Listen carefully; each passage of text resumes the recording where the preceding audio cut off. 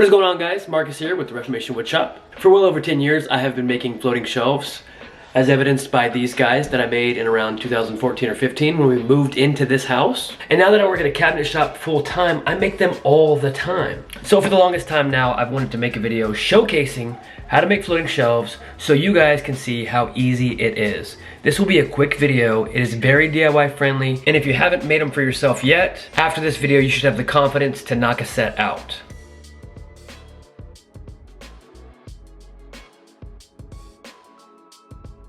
All right, so to start, we're gonna be ripping our plywood and our hardwood face material. These are 3-inch tall by 10-inch deep. The solid alder that I cut out is just gonna wrap around the plywood to hide that edge grain, and I'll cut that first.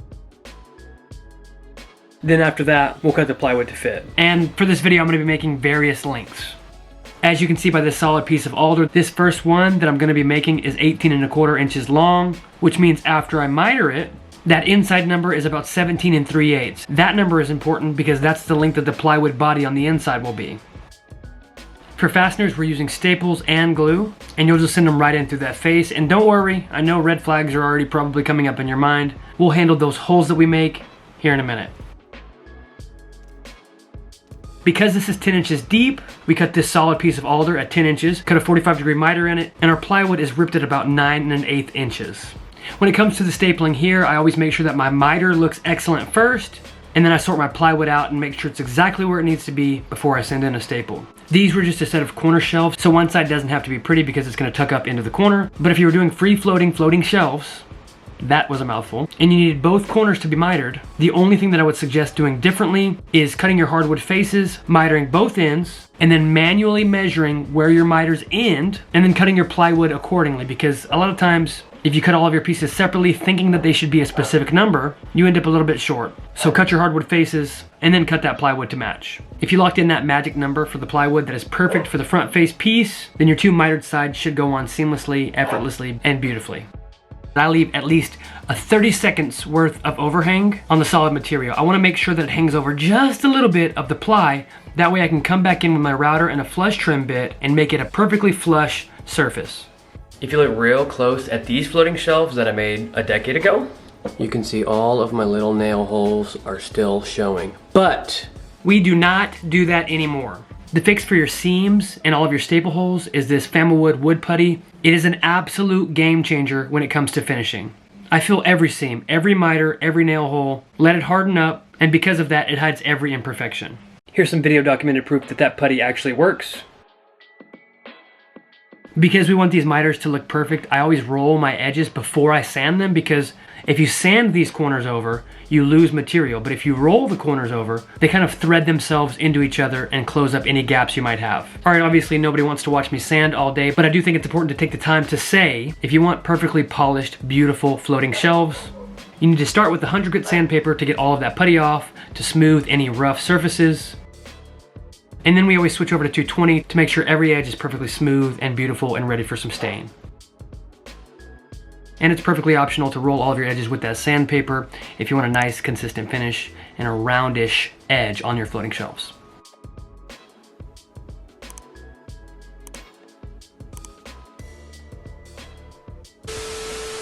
Okay, so I said this was gonna be a fast video, but I actually don't think it is, because I just showed you the easy way. Now let me show you the hard way, just in case you want to take your craftsmanship to the next level. In this next section, we're going to be using solid wood on the entire body, no plywood materials at all. And when I say we're doing this the hard way, I mean we're doing this the hard way. Every single joint that we have is going to meet in a 45-degree angle and hopefully be seamless all the way around. So we'll start by ripping our side material, which needs a 45-degree angle on one side, and because it's 10 inches deep, I'm going to have to join two boards together because alder doesn't come that wide. As you can tell by our stack of material, this is a little bit more complicated than our previous section, but I believe in you and I think you can get this done. As I said before, most of the alder we get tops out about 6 to 7 inches wide, and this is a 10-inch deep floating shelf, so I have to glue and pocket hold the top and bottom together. After that's done, we're adding the caps on, 45 meets 45, and then we'll do the back side and then the top side. With this style of floating shelves, there is a lot more room for error because there are a lot of joints and seams that have to line up perfectly. Finally, the last board goes on. That is the face cap piece, whatever you want to call it. That is 8 different miters that all have to line up with each other and close up perfectly in order for this to look nice. You can tell just by looking at this shelf, before I've puttied it and sanded it and rolled all the edges and made it look nice and beautiful, it is a bit more complicated. But just like before, we're gonna go through all the steps to make it nice and beautiful, except with this guy, there's just a little bit more work to be done. Lastly, sanding with this guy, you don't have to be as gentle. We're not gonna burn through any plywood veneers, which is nice because everything is solid alder. All right, so here's a look of a solid alder finished floating shelf. You've seen the ones with plywood on them. I'm curious to know what you think. Which one do you think looks the best? All right, so let me quickly show you how to install some of these guys. When you're coming in here to hang these guys, obviously you wanna make sure that it's level, and you wanna hit a stud every single time. Because these floating shelves, if they're wide body boxes like this guy, 10 inches deep, can sag off of the wall and fall.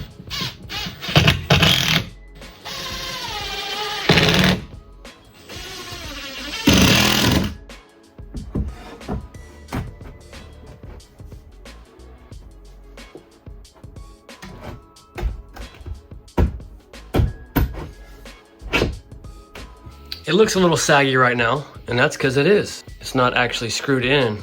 But as you can see, I made that wall cleat super snug enough that it's holding on to this bad boy. And oh, by the way, I know I didn't follow the rules. This is just a quickly thrown together floating shelf so my wife can hold all of her paperwork, but I digress. All right, so we're gonna push it square and tight.